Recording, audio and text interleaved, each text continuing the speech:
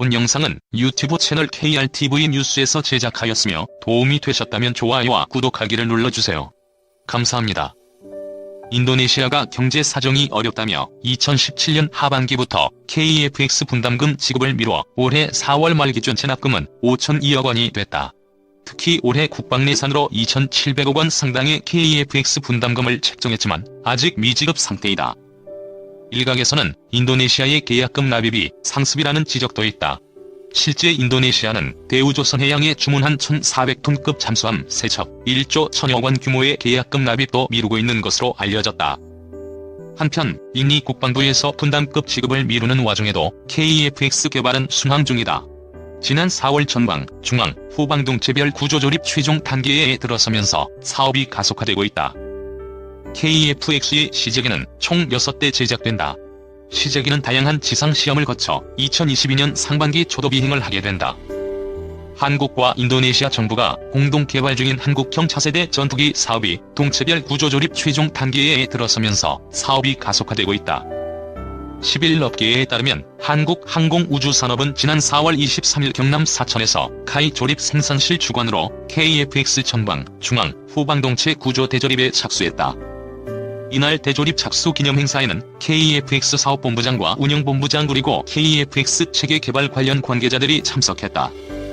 이번 착수식을 통해 KEFX 동체별 구조조립 최종 단계에 들어선 것으로 카이는 착수식에 탄력받아 동체조립 등 내년 상반기 시제기 양산 목표에 박차를 가한다. KEFX의 시제기는 총 6대 제작된다. 시제기는 다양한 지상시험을 거쳐 2022년 상반기 초도 비행을 하게 된다. 카이는 착수식을 통해 설계 프로그램 화면 속으로 보던 KEFX 실물 형상을 보고 항공기의 크기와 지금까지 소요된 짧은 조립기간 및 카이의 수준 높은 기술력에 감탄했다며 내년 시제기 제작 일정 달성하기 위해 최선을 다할 것이라고 밝혔다. 한편 한국과 인도네시아 간제휴한 KEFX 공동개발 사업은 지난 2015년 12월 체계 개발 착수 이래 2016년 체계 요구조건 검토와 체계 기능 검토를 통과했다.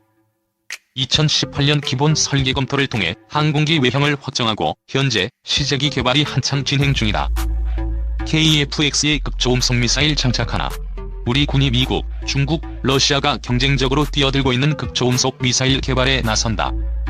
또한 대륙간 탄도미사일을 잠수함 발사 탄도미사일과 함께 3대 해구산 전력으로 손꼽히는 공중발사 순항미사일 개발을 위한 연구를 진행 중이다.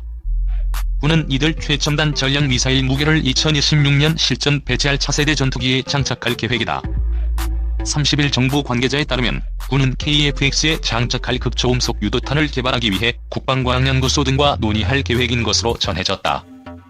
극초음속 유도탄의 속도는 기존의 초음속 유도탄보다 2배 이상 빠른 마하5에 이른다. 서울 상공에서 250km 떨어진 평양의 북한 지휘부를 향해 발사하면 1분 15초 만에 도달할 수 있다. 극초음속 미사일로 분류되는 기준은 최소한 마하5 이상의 속도를 내야 적용된다.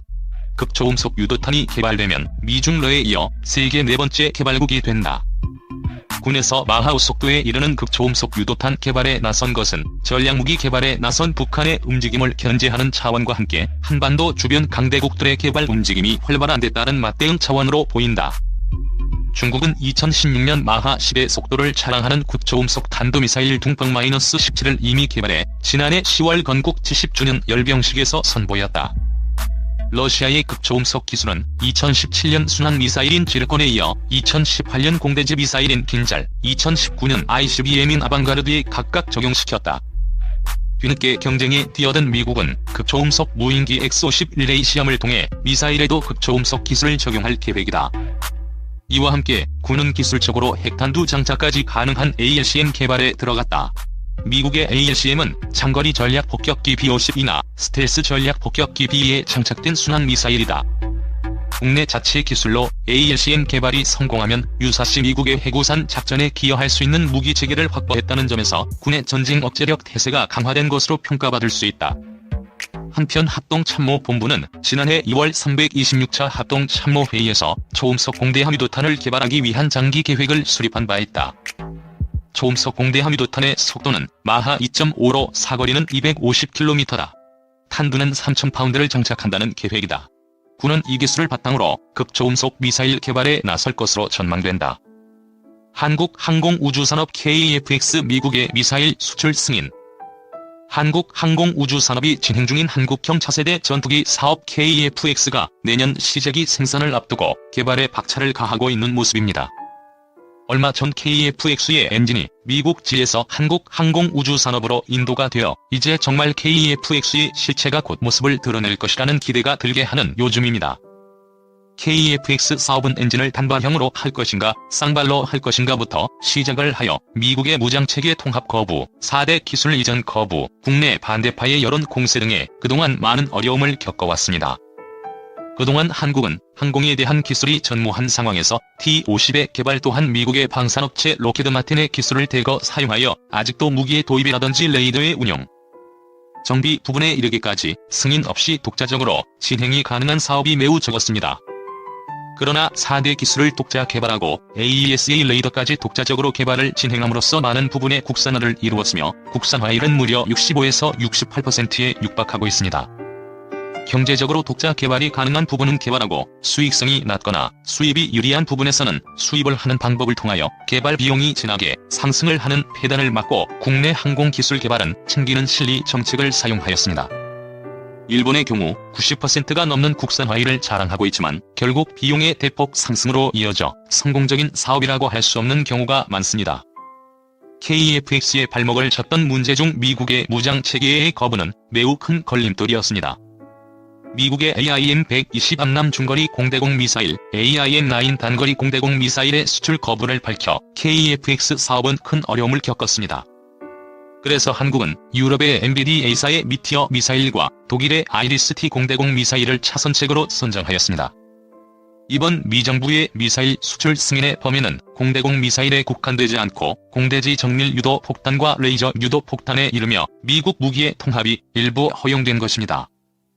하지만 전부 무동력 미사일이며 최신 미사일인 AGM-65, JAGM은 포함되지 않은 것으로 보입니다. 하지만 독일과 미티어 미사일을 확보하였으니 이것으로도 KFX의 무기 체계는 일단 갖추어졌다는 평가입니다. 미티어 미사일 또한 음속의 4배 속도로 비행이 가능하며 사거리는 100km 이상인 훌륭한 미사일입니다. 그리고 KFX 시제기가 나온 이후에는 그동안 독자 플랫폼이 없어서 그동안 개발을 할 수 없었던 전투기의 탑재할 공대공, 공대지, 공대함 미사일의 독자 개발도 불가능한 이야기는 아닐 것으로 보입니다. 현재 한국은 국방과학연구소와 LIG넥스1이 협력하여 2000년대 후반을 목표로 국산 장거리 미사일을 개발 중입니다. KFX의 블로기부터는 국산 미사일의 무장이 가능할 것으로 보이며 한국은 그동안 계속해서 국산 미사일을 개발해온 기술을 바탕으로 빠르게 국산 미사일들이 개발이 될 것으로 예측이 됩니다. 그동안 여러가지 이유로 많은 공격을 받기도 하고 많은 어려움을 겪었던 한국형 차세대 전투기 KFX 사업이 이번 엔진 도입과 미정부의 미사일 수출 승인으로 인하여 한층 탄력을 받은 모양새입니다. 한국은 20년 전 잠수함 기술이 없어 독일에서 기술을 받아 현재는 잠수함까지 수출하는 국가입니다. 내년 6대의 시제기 출고까지 박차를 가해 기대 성능 이상의 KFX가 생산이 되어 항공 전투기 분야에 있어서도 해외 수출까지 이루어내는 성과를 보여주었음 합니다. 본 영상은 유튜브 채널 KRTV 뉴스에서 제작하였으며 도움이 되셨다면 좋아요와 구독하기를 눌러주세요. 감사합니다. 한국형 차세대 전투기 KFX 코리안 파이브 익스페리멘털 외업계에 따르면 GE 에비에이션은 최근 한국항공우주산업 하이브가 개발 중인 KF-X 항공기용 F414 GE400K 엔진을 인도했다. 순항하고 있는 KF-X 사업 블록 1, 2가 비슷하고 블록 3이 어떻게 다른지 개념을 정리하고자 합니다. 구독과 좋아요는 영상 제작에 큰 힘이 됩니다. 제가 목소리가 별로여서 비기음으로 내보냄을 이해해주시면 정말 감사하겠습니다. KFX의 블록 1, 2을 보면 FA-18과 거의 유사합니다. 그리고 블록 3은 이제 5세대 전투기인데 저는 블록 3의 모델의 최적이 F-15을 기준으로 해야 하지 않나 생각합니다. 우선 개발이 순조롭게 된다는 가정하에서 두더라도 한국형 5세대 전투기는 2040년에 나올 거라고 봅니다. 빨라야 2035년일 것이고요. 이는 미국의 F-22, F-35의 개발을 감안하여 적용해봐도 그러합니다. 문제는 이럴 경우 한국공군이 F-15K를 현행 60대를 유지하던지 아니면 맥스 모델을 결국 충원하여 완편하는 가능스러운 일을 보던 간에 업그레이드 사업을 참여해도 결국 퇴역 시기인 2040에서 2045년은 변하기 힘들다는 것입니다. 그렇다면 수요 문제를 감안할 때 결국 한국공군이 설령 하이급 전투기를 200대로 240대를 확보한다고 해도 2045년대로는 맥스 모델의 규모 50%가 넘는 전력 수요가 대체되어야 하는 도태 상황을 맞이한다는 것입니다. 물론 이럴 경우 추가적인 F-22, F-35를 도입하면 될지 모르나 KF-X의 5세대 전투기의 수요 확보를 감안한다면 결국 이 도태되는 하이급 수요를 감당해야 하는 일이 될 텐데 현재 5세대 기준은 17m급으로 결국 FA-18을 벗어나지 않습니다. 결론적으로 말해서 2040년쯤이면 6세대 도입하면 된다라고 하실지 모르겠습니다만 F-35A 하나만 보더라도 40년 가까이 걸리는 한국의 전쟁이 나더라도 최소 30년은 잡아야 하는 개발 기간을 감안하고 미국의 기술 통제와 수출 통제를 감안할 때 한국공군이 설령 2040년쯤에 미국군이 6세대를 운용한다고 해도 한국공군의 도입은 빨라야 2055년 이후로 보기에 의미는 없다고 봅니다. 따라서 현재 4.5세대형은 FA-18급 체적으로 두고 스텔스형 모델은 F-15급 체격을 기준으로 삼아야 하지 않겠는가 하는 점입니다. 즉 확정성과 장기적 운용 및 하이급의 부분 국산화라도 달성하려면 말입니다.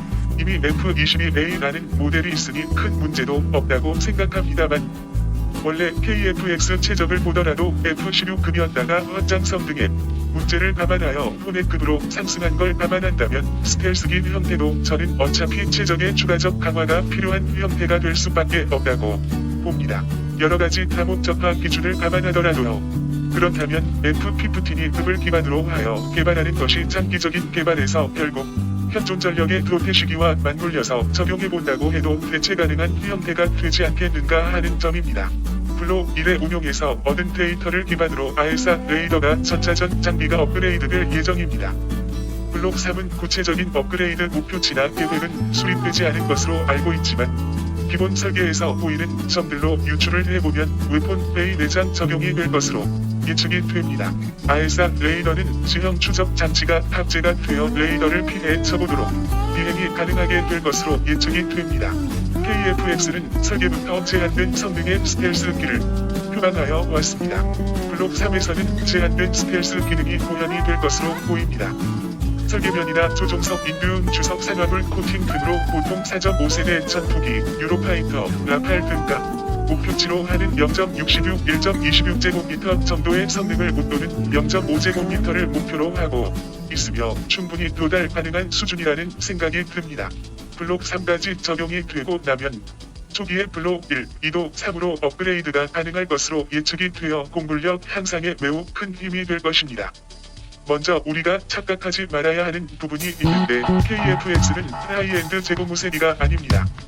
즉 유로파이터를 포함해서 F-35 등의 개발 지연 사례를 두고 이런저런 말들이 많았는데 사실 이들 전투기는 그들 딴에는 최고사양의 기체였기 때문에 개발 지연 등이 벌어지기 쉬운 구조였던 거고 KF-X는 컨셉이 좀 많이 틀립니다. 즉 안전방을 골라 간 건데 이렇게 간 이유는 개발 컨셉 때문이었고요. 즉 KF-X는 때려 죽여도 8천만 달러 이상, 시간당 유지비 17,000달러 선에서 맞춰야 하는 기체라는 점 때문에 그만큼 경제성을 중시해서 만들어놔서 실패율이 매우 낮다고 보시면 될 듯. 만일 문제가 된다면 블록 1, 2, 3보다는 4 이상에서 발생할 수는 있습니다만 그 이전 단계는 거의 성공한다고 확정적으로 생각해도 될 듯 합니다. 감사합니다.